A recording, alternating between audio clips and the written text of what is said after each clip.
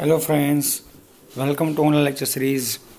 I'm Prakash Virja and now the start of the subject of 502 unit number 3 potential and field. એકદમ ટૂંકું chapter છે but hard છે. Okay, તો આમાં તમારે એક એક સ્ટેપ યાદ રાખવા પડશે. સાવ ટૂંકું છે કે જે 501માં અને 502માં બધા જે યુનિટ આપણે ચલાવ્યા એમાં સૌથી ટૂંકું છે unit number 3 potential and field. પણ થોડુંક ડિફિકલ્ટ છે, 14 માર્કનું છે તો ટૂંકું હોય તો સામે એટલું અઘરું પણ હોય. તો આપણે જોઈએ એમાં સૌપ્રથમ પહેલો question, the potential formulations scalar and vector potential.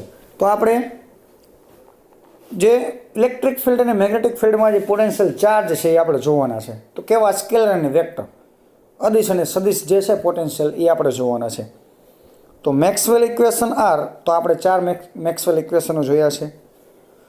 Divergent of E is equal to rho upon epsilon 0 જે ગોસ લો છે.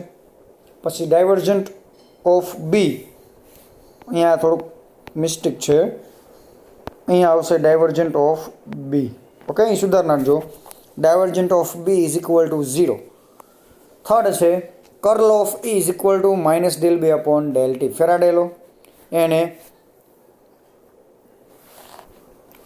Curl of B is equal to mu 0 J plus mu 0 epsilon 0 del E upon del T Ampere law. જે આપણે 4 ઇક્વેશનો હતા એ બધાનો number આપી દો 1. In the static case Coulomb law and the Biot Savart law provide electric field and magnetic field by volume charge density and current density.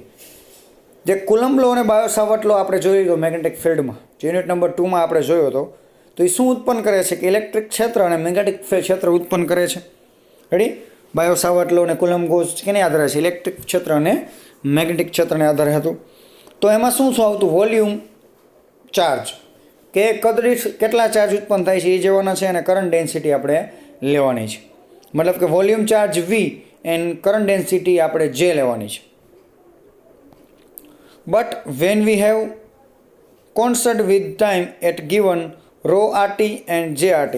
Row એટલે volume density છે, J એટલે કરંટ ડેન્સિટી છે. For finding ERT and BRT.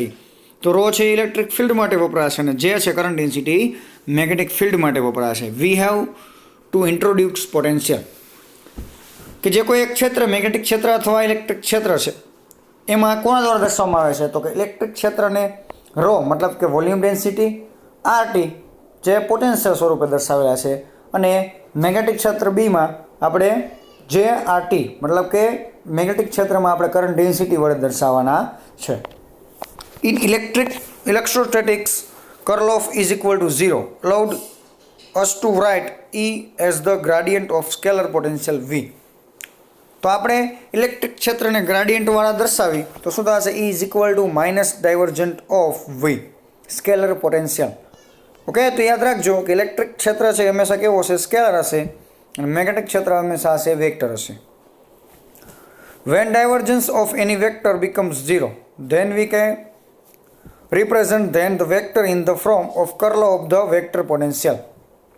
Divergent of any vector, તો તમે કોઈ પણ vector સદિશનો કોઈ divergent લઈ લ્યો એ કેવો થશે? 0 જ થવાનો છે. એટલે અહીંયા આપણે સ્કેલર લીધો છે, વેક્ટર લીધો નથી.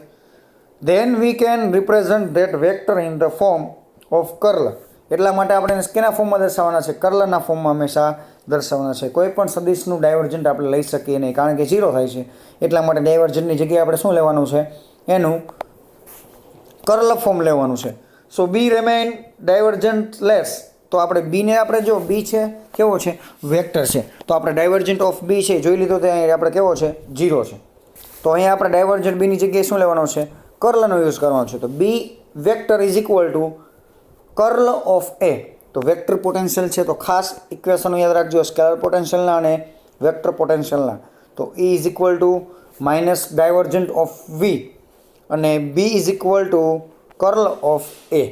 ઓકે, તો વી છે એ ઇલેક્ટ્રિક ફિલ્ડ માટેનું પોટેન્શિયલ દર્શાવે છે, અને એ છે એ મેગ્નેટિક ફિલ્ડ માટેનું પોટેન્શિયલ દર્શાવે છે. તો E is equal to minus divergent of V and B is equal to curl of એ.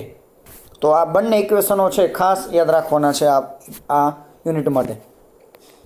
એક છે સ્કેલર પોટેન્શિયલ અને એક વેક્ટર પોટેન્શિયલ. તો પૂછાય તો 1 માર્ક માટે. તો સ્કેલર પોટેન્શિયલ શું છે? તો E is equal to minus divergent of V, અને વેક્ટર પોટેન્શિયલ પૂછાય તો B is equal to curl of A, જે છે vector potential.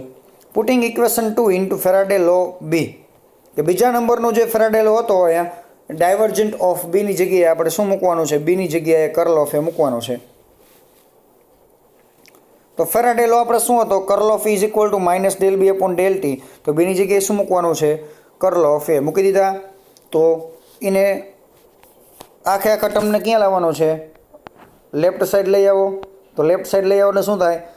Curl of E plus ડાયવર્જન્ટની બહાર ડેલને બહાર કાઢો તો શું જશે? Del cross del A upon del T equal to 0.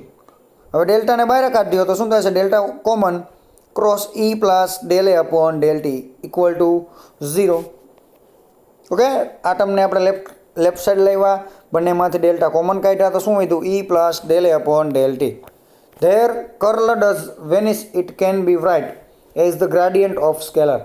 તો આપણે કર્લ ડઝ નોટ વેનિશ, અહીંયા કર્લને તમે દૂર કરી શકો નહીં, તો આપણે સ્કેલર સ્વરૂપે લખી શકીએ. તો શું થશે? વેક્ટરની જગ્યાએ ડાયવર્જન્ટ નીકળી જશે તો E plus del A upon del T equal to, જે ડાયવર્જન્ટ છે એમાં રાઇટ હેન્ડ સાઈડ આવે, આ ડાયવર્જન્ટ રાઇટ હેન્ડ સાઈડ આવે એટલે શેના સ્વરૂપે થઈ જાય? માઇનસ સ્વરૂપે. તો શું થઈ જાય? E plus del A upon del T is equal to minus divergent of V. તો E ઇઝ ઇક્વલ ટુ શું થશે? ડાયવર્જન્ટ ઓફ V, અને del A upon del T જે રાઇટ ટર્મ આવી જશે રાઇટ હેન્ડ સાઈડે, તો minus del A upon del T. Equation number 3.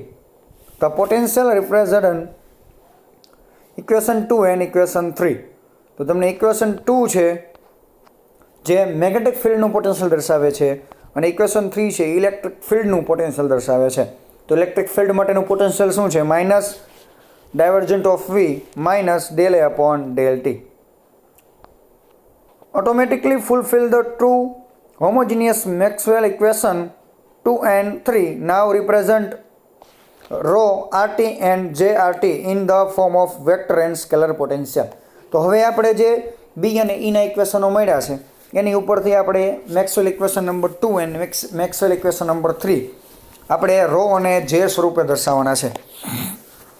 તો પુટિંગ ઇક્વેશન 3 ઇન્ટુ 1, તો આપણે પહેલા નંબરનું ઇક્વેશન મળશે જે divergent of E is equal to rho upon epsilon 0 છે, એની જગ્યાએ શું મૂકવાનું છે? એની જગ્યાએ આપણે ઇક્વેશન 3 ની વેલ્યુ મૂકવાની છે. તો શું થશે? ઇક્વેશન 3 ની વેલ્યુ મૂકી દો એની જગ્યાએ, તો ડાયવર્જન્ટ ઓફ એની જગ્યાએ આવી જશે minus divergent of V minus del A upon del T is equal to rho upon epsilon 0, જે સ્કેલર ગોઝ લો છે. હવે મલ્ટીપ્લાય કરી દો બંને. હવે આપણે ડાયવર્જન્ટ સ્ક્વેર V પ્લસ, હવે આપણે પહેલાં આપણે આ ટર્મને શું માઇનસ, બંને બાજુને માઇનસ વડે ગુણી દો તો માઇનસ માઇનસ આ ટર્મ કેવો થઈ જશે? પ્લસ. આ માઇનસ માઇનસ પ્લસ અને પ્લસ માઇનસ માઇનસ. તો અહીં એની ઉપરથી આ ટર્મ લીધેલું છે. તો શું થશે? પેલા ડાયવર્જન્ટ ગુણાય તો divergent square V plus del by del T common કાઢો તો divergent of A is equal to minus rho upon epsilon 0. આપણે માઇનસ સાઇન વડે મલ્ટીપ્લાય કર્યા હોવાથી માઇનસ માઇનસ બંને બાદ લેફ્ટ સાઈડ પ્લસ થઈ ગયા અને રાઇટ સાઈડ પ્લસ હોવાથી માઇનસ થઈ ગયા. Now putting equation 2 and 3 into equation number જે મેક્સવેલનું છે 4 એમાં મૂકવાના છે. ઓકે, તો ઇક્વેશન 2 આપણે B હતા, B is equal to curl of A હતું, અને ઇક્વેશન આપણને બીજું શું મળ્યું છે? 3, જે E is equal to minus divergent V minus del A upon del T. આપણે એ ઇક્વેશન નંબર મેક્સવેલ 4 નંબરમાં મૂકવાનું છે. તો કર્લ ઓફ B ની જગ્યાએ શું આવી ગયું? B ની જગ્યાએ આવી ગયું curl of A. Okay, B ની જગ્યાએ મૂકી દીધું છે. પછી મ્યુ 0 છે plus mu 0 epsilon 0 del E, એની જગ્યાએ શું આવી ગયું? Minus divergent V minus del A upon del T. તો અહીંયા આપણે આ B ની વેલ્યુ મૂકી છે અને અહીંયા આપણે E ની વેલ્યુ મૂકી છે. ઓકે, તો હવે સાદુરૂપ આપી દો. તો વેક્ટર આઇડેન્ટિટી, તો આપણે વેક્ટર માટેનું જે ઇક્વેશન હતું divergent cross divergent curl of A is equal two શું થશે? Divergent into divergent of A into divergent square A. તો આ ઇક્વેશન આપણે યાદ રાખવાનું છે વેક્ટર આઇડેન્ટિટી માટેનું. તો curl of A is equal two શું થશે? ડાયવર્જન્ટ ઇન્ટુ ડાયવર્જન્ટ વેક્ટર એ ઇન્ટુ ડાયવર્જન્ટ સ્ક્વેર એ વેક્ટર થશે. રીઅરેન્જિંગ ધ વેક્ટર ટર્મ, તો આપણે